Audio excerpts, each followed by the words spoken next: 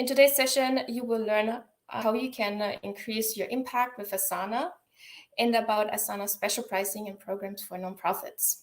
Presenter Mark Arnoldy will show real-life examples of how Asana can support critical functions with nonprofits, as well as give advice on how to improve your use of Asana. And with that, I would like to introduce Mark.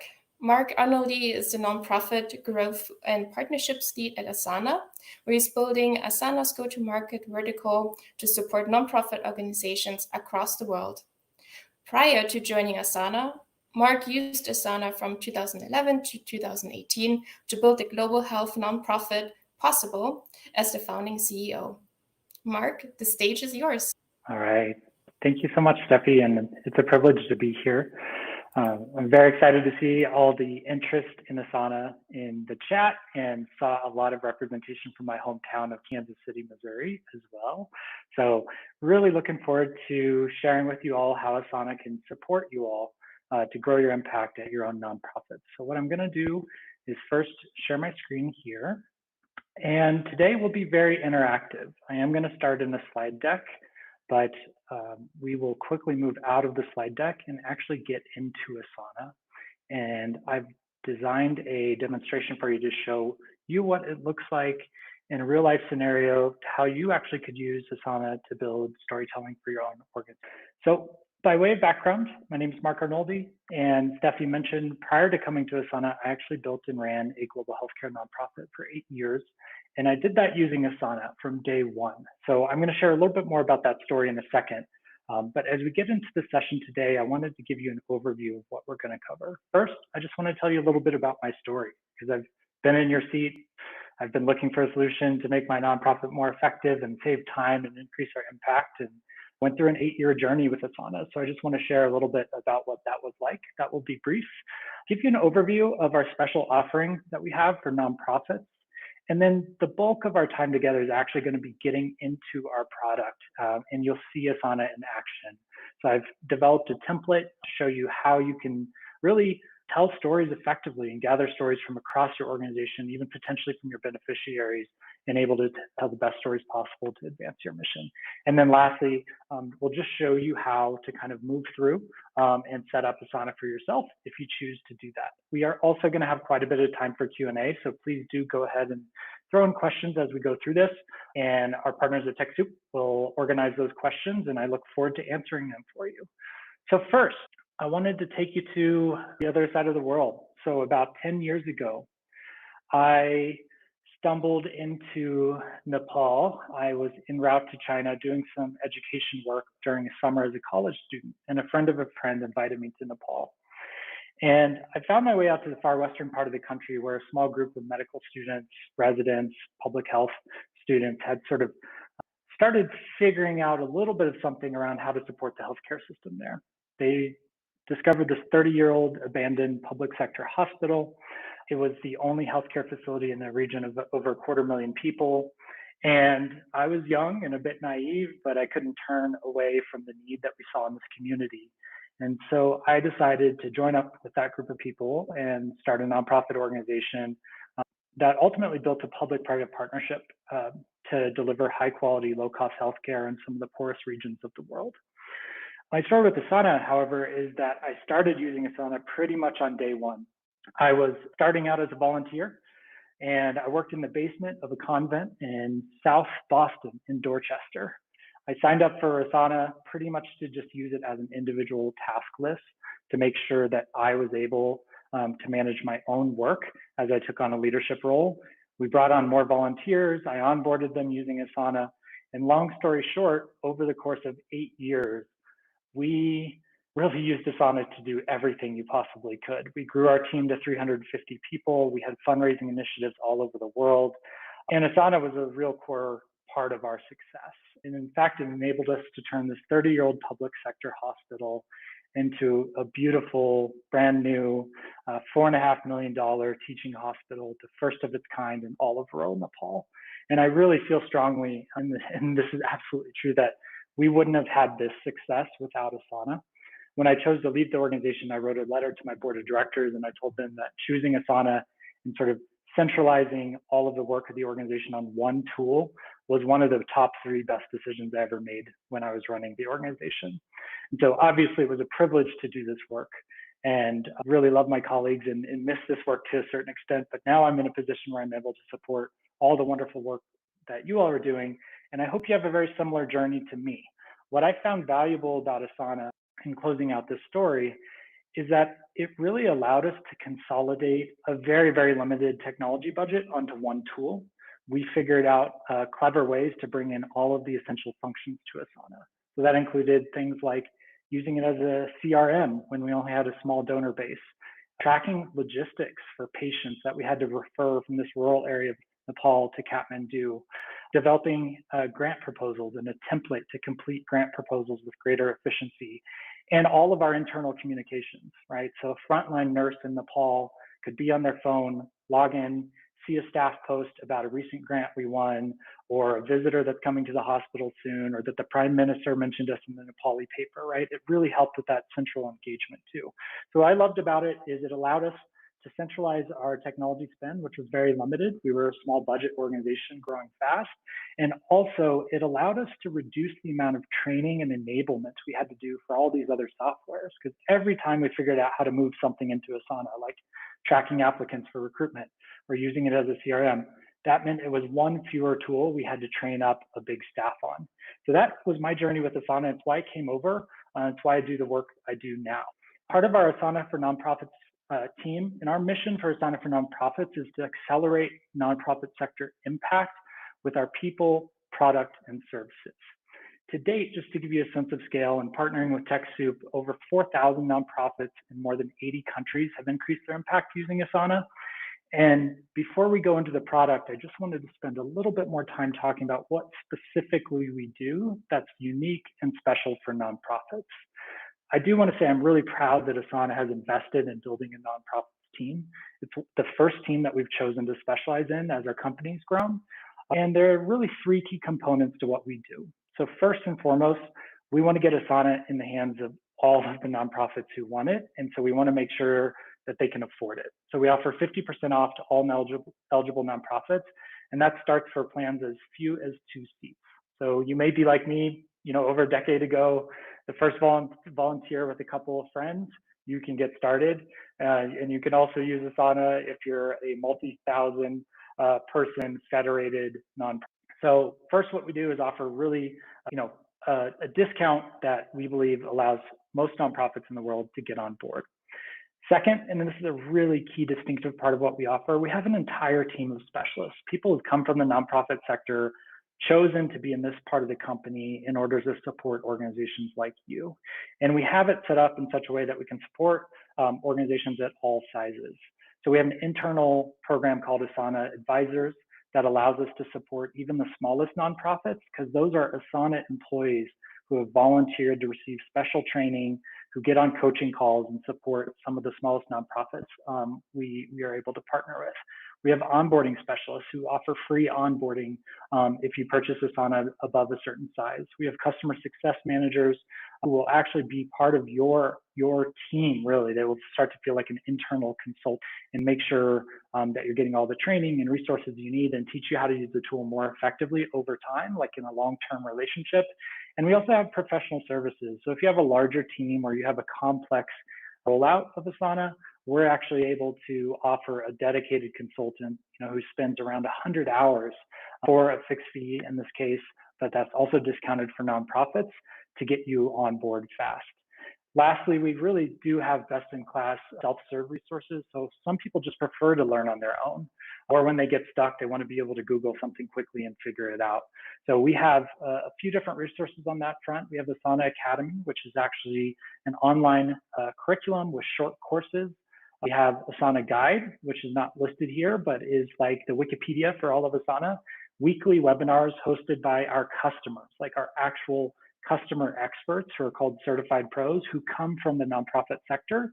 We have special templates designed for nonprofits, and we have something called the Asana Together World Tour, which pretty much guarantees we're going to have an event somewhere near your city in any given year.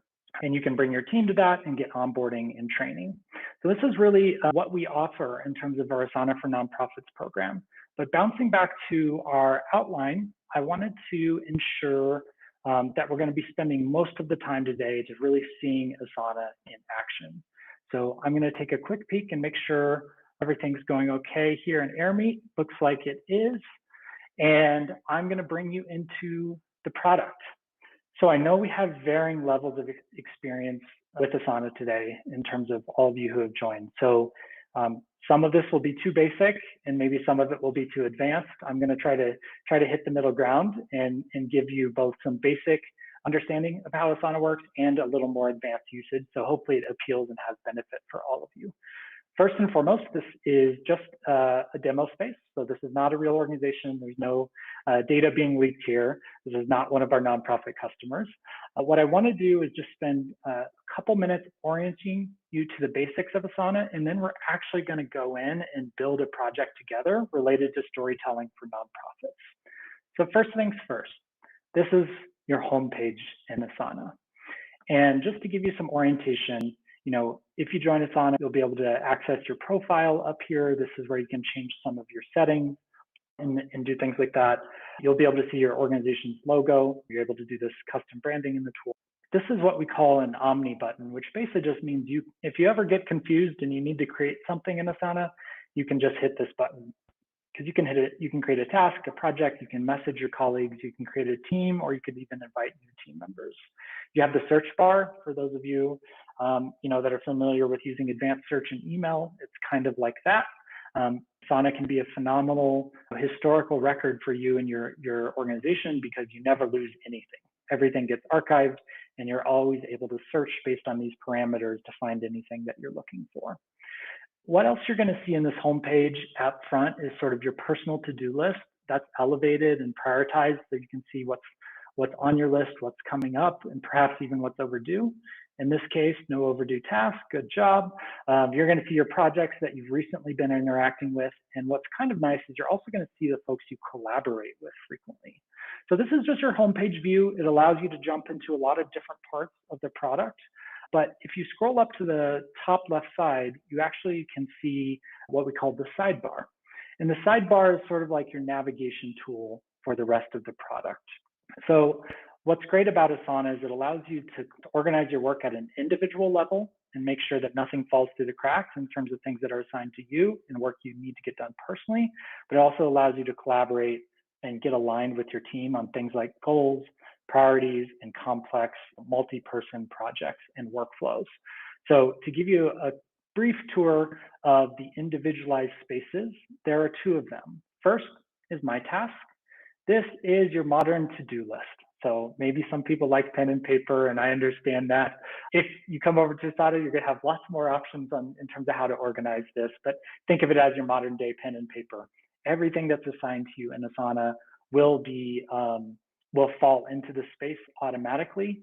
It allows you to sort those tasks by sections. You can rename any of these sections as you wish. And you also, and we'll get to this much later, but you have an ability to set custom rules for how you want to organize your personal to-do list.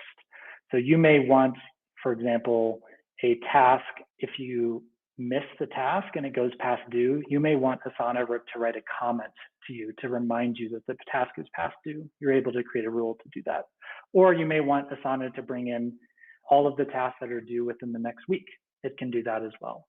So this is your personalized to-do list. Everything in Asana that gets assigned to you will show up here so you don't lose any of the work. The other personalized view is Inbox.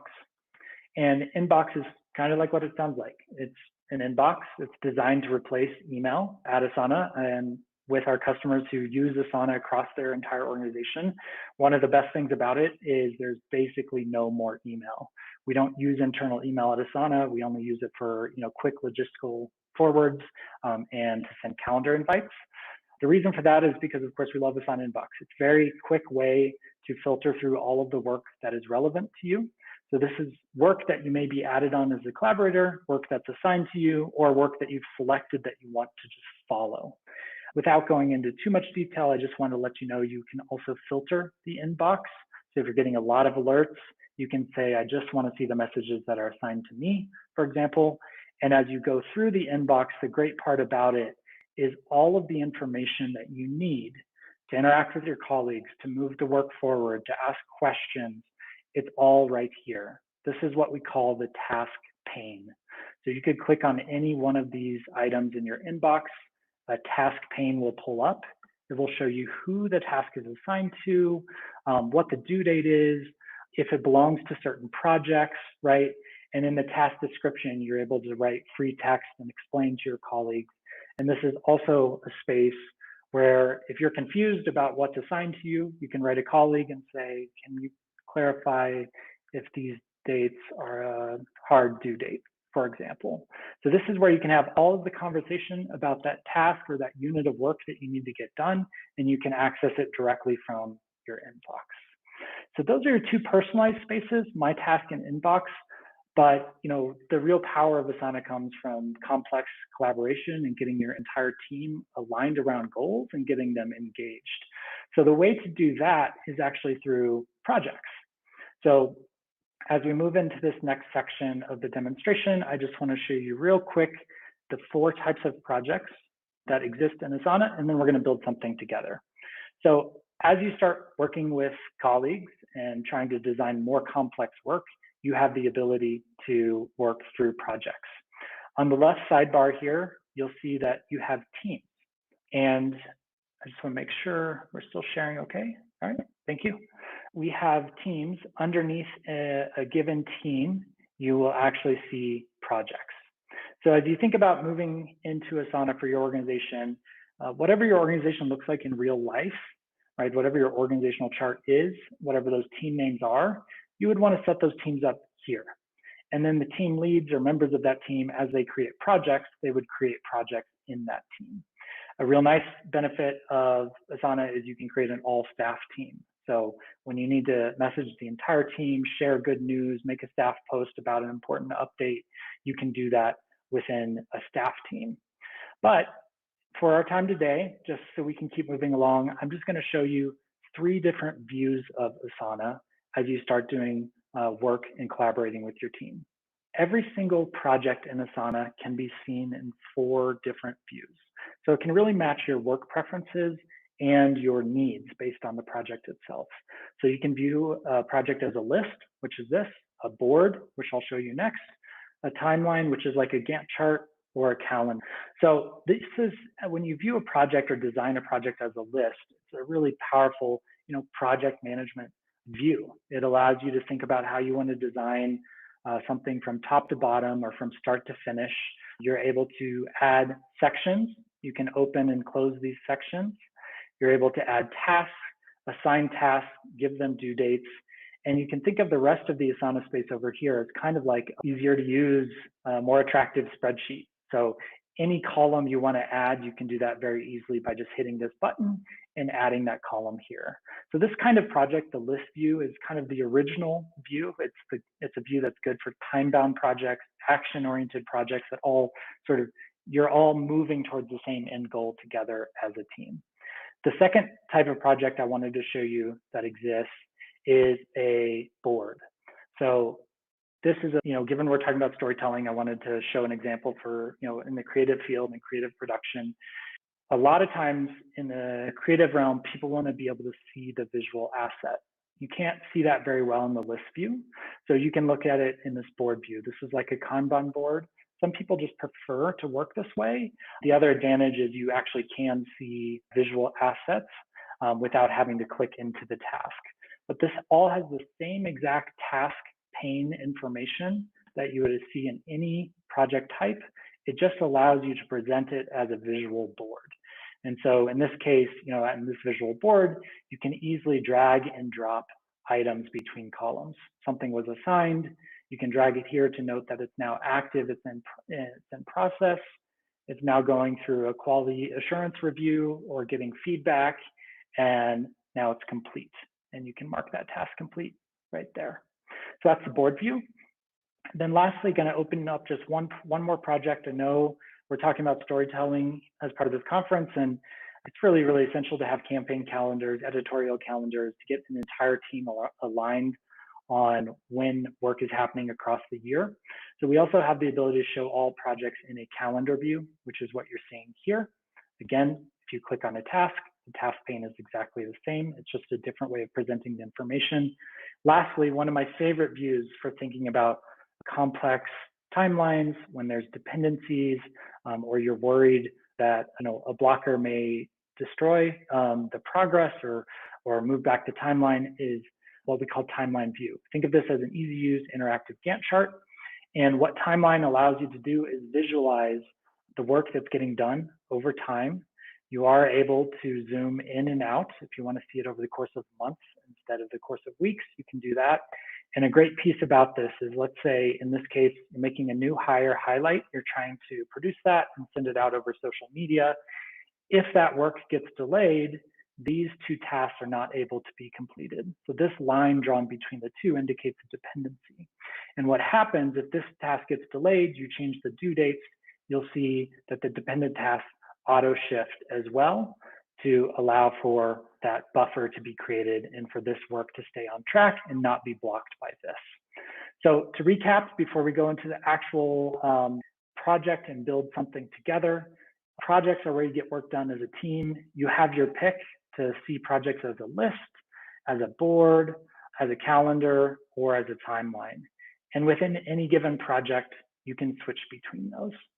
So now what I want to do is take a breath and actually talk about the topic of the conference and show you a real life example to kind of take you on a journey about how you could use a template, a list view project, and some rules to save yourself a lot of time and to share the stories of your beneficiaries with your funders and with your broader audience. So for the purposes of this example, I want you to just imagine that we're representing a climate change focused nonprofit. And the challenge that's being faced right now is there's all of these fantastic stories from the field, from photographers, from journalists, from scientists, but there's no centralized way to capture those stories, assign them out, track how they've performed over time. And so, you, let's say as a design manager or a creative manager or marketing manager, are tasked with figuring that out. Well, what I would recommend doing, and you can set up this project and save it as a template, I'd recommend thinking about building an intake project. This is one of the most valuable types of projects nonprofits can use to save time. So we're all on the same page as we go through this. The sort of pain points and the need that's been identified for this climate change organization is that you need to be able to capture story proposals from everywhere, from the field, not just from your direct marketing team. Someone needs to be able to triage those stories and review them, assign out approvals to make sure that your standards have been met before this content goes out into the public sphere, and then assign that out. So this is what we're going to design a project to do, and I'll show you how to do that in just a few easy steps. So imagine that this is pretty much a blank project. You come in here, and given that these are our goals, you want to think about how to design sections to meet those goals. So somehow you want to capture some information, you want to capture proposals from your team, you want to be able to organize those proposals. So let's create a section where when they're submitted, they will sit in this section. Then you're going to need a section for when they get approved. You're going to need a section to assign out sharing, and you're going to need a section in order to record just a history of shared stories, right? So that's how you use the sections to give your project basic organization. You could just go ahead and add a task here. Someone could come in, they could say a story about flooding in China. They could open up a task, they could fill out information. However, that's not very useful for you as the marketing manager or the team member who's overseeing this project, because they can just fill out whatever they want here, right? There's no rules, there's no guidance, there's no organization to how they would do that. So what we actually want to do in an intake project is use a form. So an Asana form allows you to be in control. It allows you to customize a form however you'd like, to set up questions, and ensure that when you use this form, your colleagues are going to be submitting information in a consistent way, which is going to save a lot of time and make sure you get a high quality story out into the world. So for example, you could say, what is your role? You could make that a required project, and you can continue to do this, and you can customize this form, use a variety of different methods. This is a drop-down method, for example. What region is this story from? You can customize this in any way you want. For example, to save time, I just wanted to show you the preview of the form. I'm going to go back to the list view, and I'm going to show you just a couple other features of a really good project. And then we're going to move into a slightly more mature version of this form and wrap up by showing you how it works in practice. So we've talked about sections, which kind of give you that high-level organization. We've talked about designing a form that you can send out to your colleagues so you can capture information that can come into this project in a consistent way.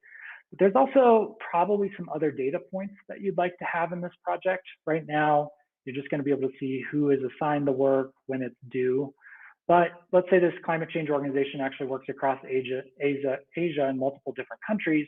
You may want to create a field or a column for country. And your primary countries are, let's say, China, India, and Nepal. Very, very important part of the world for climate change work. You can create that field. And so now in the future, as stories come in, you'll be able to assign a country label to that story. And I'll show you how that works in just a second. The last piece involved here, so you're going to customize a little bit with your columns. Then last, you have an ability to add some other really nice components to this project to save you time. And we have a feature that's called rules. Just think of it as kind of like a bot that is, or an automation robot that's working on your behalf, and you're able to build custom rules. So if we go back to the pain points here real quick, you're trying to figure out how to capture stories, proposals for those, review them, approve them, and assign them out. So let's just look at what one simple rule could look like as part of this.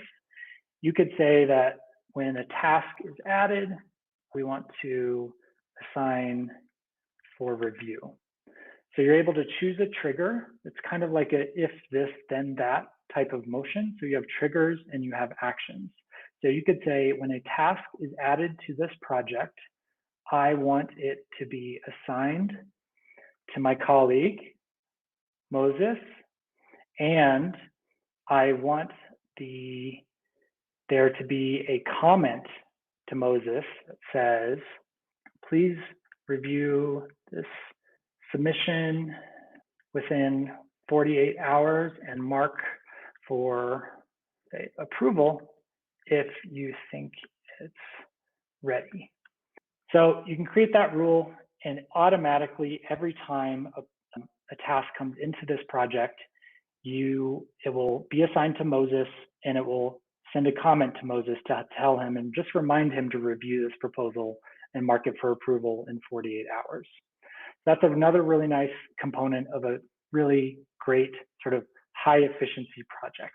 So you've got sections, you've got custom fields or columns that you're designing, you're adding some rules to save the project manager time, and you're creating a form to create some consistency in terms of how the information comes into this project. So because I didn't want to walk through every single step, we're going to leapfrog forward to look at what the final version of this project looks like. And this is where we're going to wrap up today before we go to Q&A. So this is the same concept. It's an intake project. I just built it out a little bit further to save us some time. So same goals, same section headers here. I did go ahead and add a few different columns. So we had country in our working draft. In this case, also added a column called channel. Channel will allow you to indicate if you want this story to be part of a donor report, social media, blog, website, put in popular press, whatever is relevant, right? Also added a custom field here. So maybe the rules don't work perfectly or something happens. You just want to be able to know, is this thing still needing review? Is it approved or has it been published? That allows you to see that at a glance here. The other thing I did that I just want to show you real quick is I built out a few extra rules. And so what I did is I set up a rule that if a task is added to the project, you want to assign it to Jamie, who is me in this hypothetical demonstration, and you want to move it to a section called submitted stories for review. Added a second task that says, once the status changes to approved, you want to add a comment, assign it to your colleague, Tiffany, and wait for her to assign it to be published. And then lastly, a rule that says if a task is marked complete in this project, move it to the record of published stories and gray it out, show that it's a complete task. So this is a really nice setup to get proposals in, have it immediately assigned, have someone responsible for triaging it, move it through an approval, get it to assign to your right team, whether it's social media, the blog, the website, and then store a history of all of your proposals that you've pushed through the organization. So I want to show you what this looks like in real life. This is the final step. So this is what a form looks like where I invested a little bit more time and built out all of the questions. Again, you can customize all of this. These are all of your options in terms of the type of form you want to create. You can give space to add an attachment, which I've done here, because what are good stories without visuals, right? Let people indicate if they want to respond. For example, this one is optional, whereas the location of the story, the country, is not optional, that's required. You have a lot of space to design this to meet your needs. And when you want to share that form, all you have to do is copy the link, and you could share it in an Asana task, in an email, in a chat with your colleagues, so that they know in the future, if they're capturing a story from the field and they want the marketing team to do something with it, this is how they make that submission. So in this case, we'll just run through real quick. We'll say that, my name is Kevin. I'm a climate photographer. And we'll look at this as the cost of climate change in Nepal. Obviously, the story is from Nepal. I'm going to say I want this story to be used in a donor report. I'm going to actually attach a picture that I, Kevin, the photographer, took in Nepal of a receding glacier. And then I wrote this in advance just to save us some time here too. I'm going to share some nuggets about what I want this story to say, right? So I'm telling the marketing team that I want our funders to see the stark before and after photos of a glacier that's receded dramatically in my own lifetime, right? I took this photo. This is a community I belong to as a Peace Corps volunteer. It might be good for popular press. I let the team know that there are human interest angles here too, along with photographs of people I've met. But most important, I'm trying to convey that Nepal is the rooftop of the world. This water source is the water source for 2 billion people. And I want to use my photography to sound the alarm and create a call to action for our partners to focus on carbon reduction. So I submit this form, and you'll see that come into the project here, and you'll see all of these rules at work. So this is the task. After the form was submitted, it came into the project. It was automatically assigned per the rule. You can open this up. You can review the content right here that was submitted from the form. And it was assigned to me because my job is to determine if it's ready for approval or not. I'm going to say in this case that it looks like a really important, timely topic. So I'm going to jump in, mark it as approved, and you will see the rule work again down here. It will now move into the approved section and reassign the task to Tiffany. Because Tiffany's like the master storyteller. It kind of has to go through her as the final review for her to assign it out to the right publishing group. So in this case, it's been assigned to Tiffany, and Tiffany can actually write Kevin and say, this is great, but I want to know more about the human interest angle.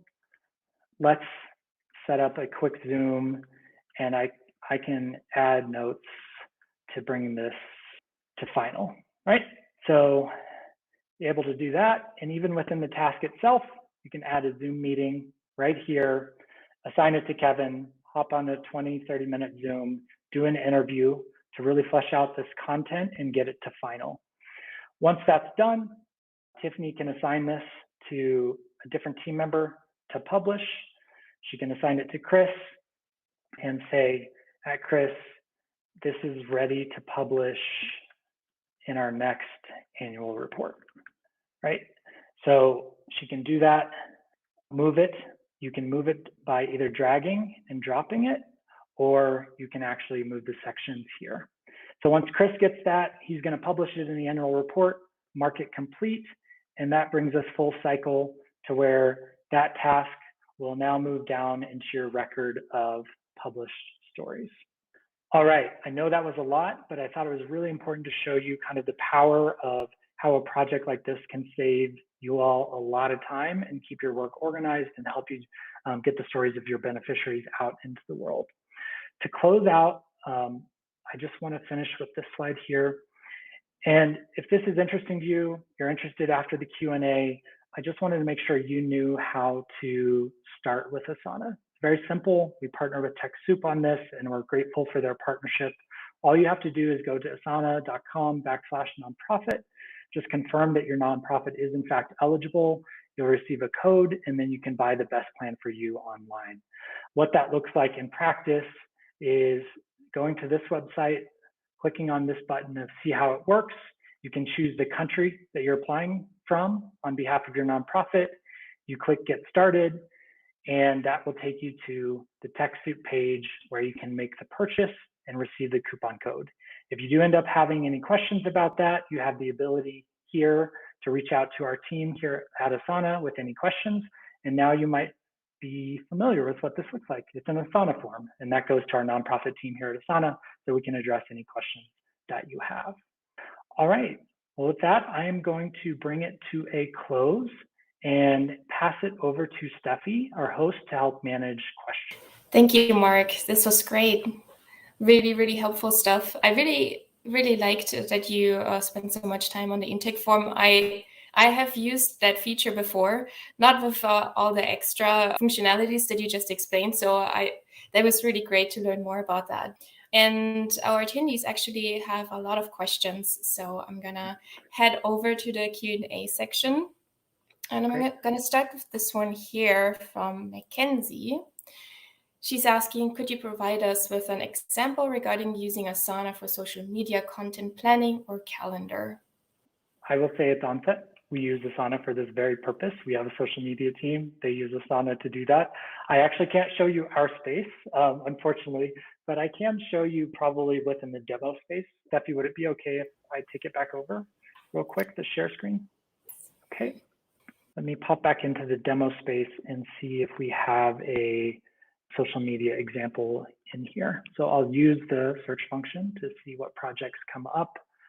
So this one is called social media properties. This is probably not what you're looking for, but it's a good reminder, and I'll jump into a different project to show you. It's a good reminder that Asana can be used for action-oriented projects like traditional project management to move something from start to finish. It also can be used like a wiki. So this is just an information storage project. You're not going to assign this task to someone. You're not going to give it a due date.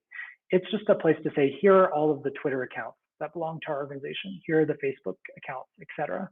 So this is just a surprise. I don't always know what's in our demo space, so I was hoping this would be a calendar. But it's a good reminder that you can use this on almost like a wiki. So I think the best version to show you and answer that question would be our editorial calendar. So instead, you could just imagine that this is in fact social media posts. A great way to design this is to use the calendar function itself, but sometimes you need to see further out, and this can be a little bit difficult. So you might just want to switch into the list view function and have your tasks more visible here. So what I would say is that this works very, very good for social media because you can map out your planned dates of posting based on when you get the highest engagement traditionally. If you're looking at your data, you can bring in the draft copy of the post. You can indicate with a custom field over here where you want to post that example. So it could be Twitter, Facebook, LinkedIn, et cetera. And then you can assign it for approval, right, to the manager for the social media team. And from there, you can assign it out to be automated to publish within Facebook or Twitter or whatever the case is. So I think that's a great use case. Highly recommend it. We use it a lot here at Asana. Sorry, I didn't have the exact project for you. That was great still. Thank you. All right, next up is this question. We have been using the free platform for a few years. I'm wondering what benefits are including with the upgrade. Sure. Steffi, I'll do share again, just because I think it helps, if you don't mind.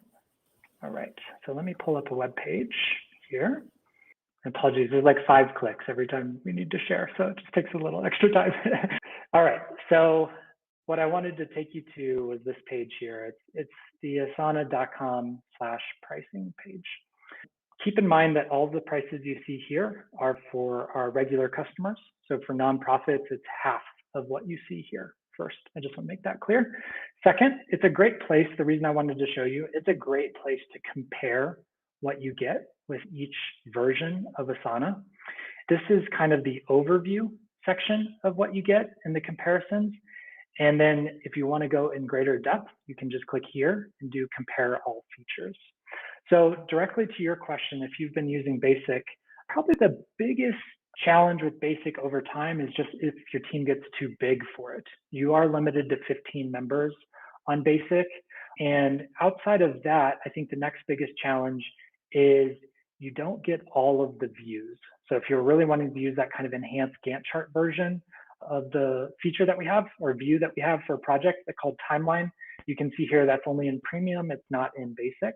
So some of what I demonstrated there with higher end usage, like using rules and or proofing or approvals, they just aren't going to be there in Premium. But what I would say about Premium coming back, about Basic coming back, is it's a phenomenal way to start, right? And I would encourage you all to do that if you just want to get your feet wet and you're not sure, and maybe you want to get started with a small 1 or 2 teams on your organization before you go to a paid plan. That's really why I think Premium is best. But if you are going to try to be automating workflows or using some of the higher functionality, you're probably going to need to move to Premium over time. Thank you. That was super helpful. Sort of tied to this question, I would like to show this one here from Sherry. Sounds like this is for large projects, large organizations. How can small libraries utilize Asana? Yeah, so I will say Asana works equally well for nonprofits, small and large.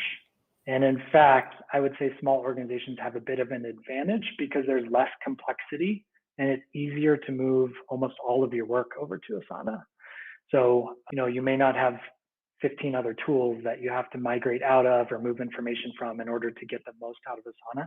So I used Asana, as a team of 1, a team of 5, a team of 30, it's all the way up to a team of 350. And I found it equally valuable at every step of the way. And I see that with our customers. So some tips on how to use it for a small library. I would really think about creating a staff team first. And let's say maybe you have 15 to 25 staff members, bringing all of your staff members on a staff team and using it to create a space for shared announcements.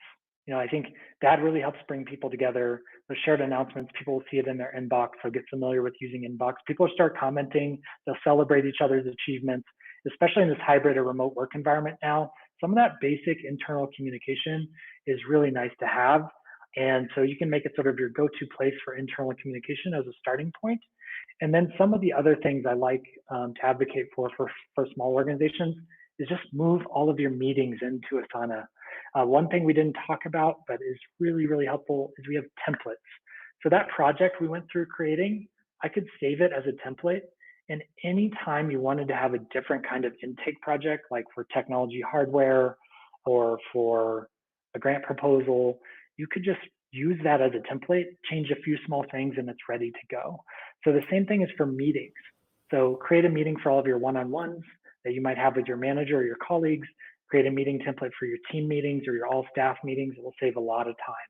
So I think the advantage of smaller organizations is it's easier to get your entire organization communicating really effectively on Asana. And I would start there more in the communications realm. Great. And just a follow-up question regarding the templates. Can those be found right from the Asana environment, or would you have to navigate through the Asana website? Yeah, we can. Can I show my screen real quick? Sure. There were just too many things to show, so I didn't get to the templates. I apologize, but I will show you. It's one of my favorite features. It's one of the biggest time savers for sure. So there are a few different ways to get into a template. So let me explain that. First, let's go back to the project we created. If you wanted to create a custom template, you have the ability to do that in some versions of Asana.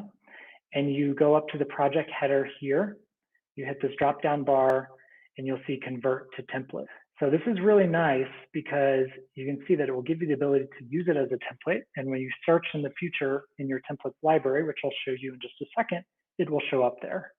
But when you use something as a template, you can rename it. So let's say it's you want to use it for a technology intake instead of a storytelling.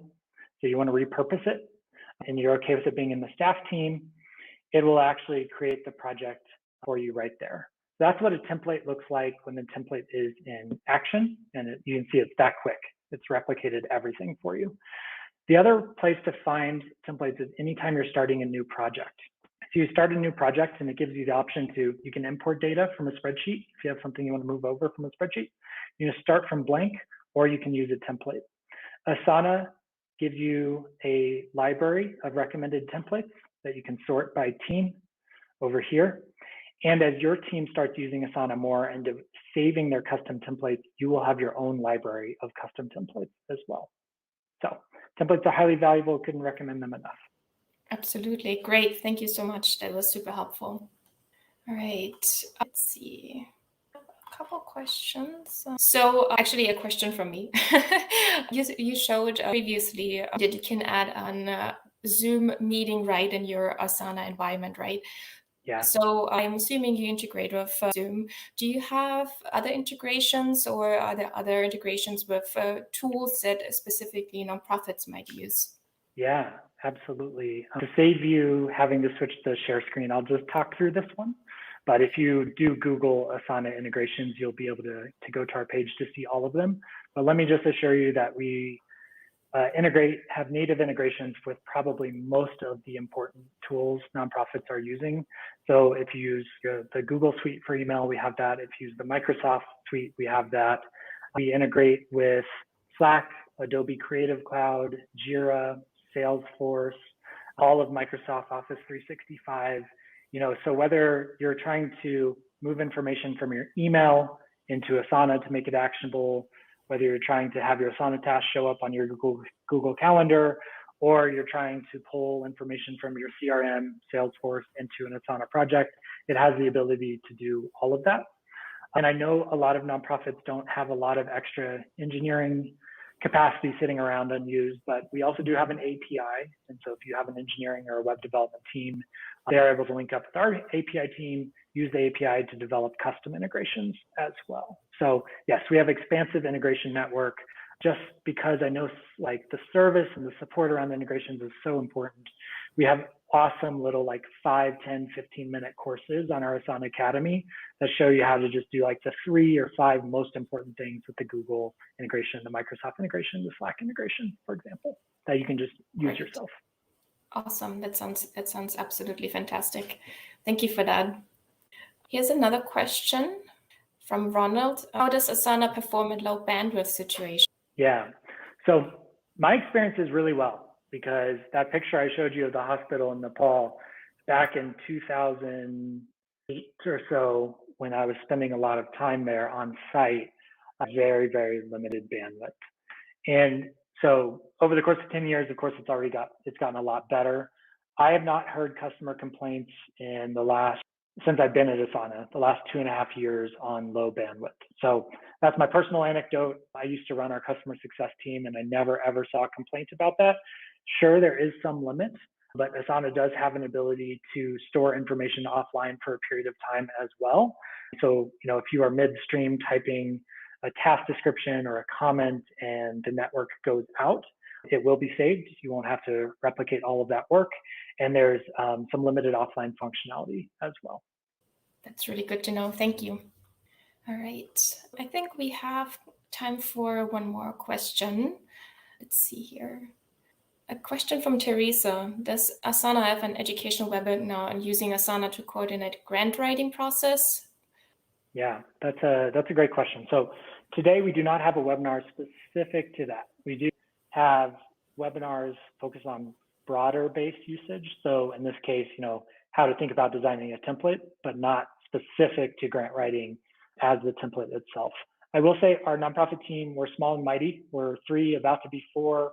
As you saw, over 4,000 customers. So we're kind of catching up a little bit, and we hope to bring on a marketer that's dedicated to our team to help with opportunities exactly like this. So I can't make a promise around any specific timeline, but this is on our roadmap as a team to do more use case specific webinars for nonprofits. And this would be one of the top 3 on the list, grant writing. But because we don't have one, my quick advice outside of that is build a really good template and just refine it over time. Build the minimum viable template, launch it with your team, go through a grant process together, have a 20-minute meeting to reflect on how the template could have been better, update the template, save it again, and just keep doing it like that until it's really customized to how your team works and how your team collaborates on putting together grant proposals. Perfect. That's excellent advice. Thank you. All right. I think looking at the time, we're coming up to the end of the session. Thank you, Mark, for all the advice, all the information. It was super, super great to learn about Asana and how to use it if you're a nonprofit. Thank you, everyone, for attending this session and all the great questions in Q&A. To close out this session, I would like to just pop up some closing slides. So if you would like to share what you've learned today, please feel free to do so. We love some social media shout-outs. You can use our hashtag NP Storytelling and tweet at us at TechSoup. And this session is being recorded, so we will email the recording to you, including the slides and also any other educational and resource links that we have shared in the chat. So we will email all the attendees by October 12th with that. And just a quick announcement, this was the last session for today. We will resume tomorrow morning at 8 a.m. Pacific time and 11 a.m. Eastern time from projects and smarts to personas and storytelling. So we hope to see you all tomorrow. And if you are also interested in becoming a sponsor like Asana, please feel free to send an email to Susan B at her contact info below. And with that, I would like to close. Thanks again, everyone, for attending. Thank you, Mark. And I hope you really enjoyed the session and see you all tomorrow.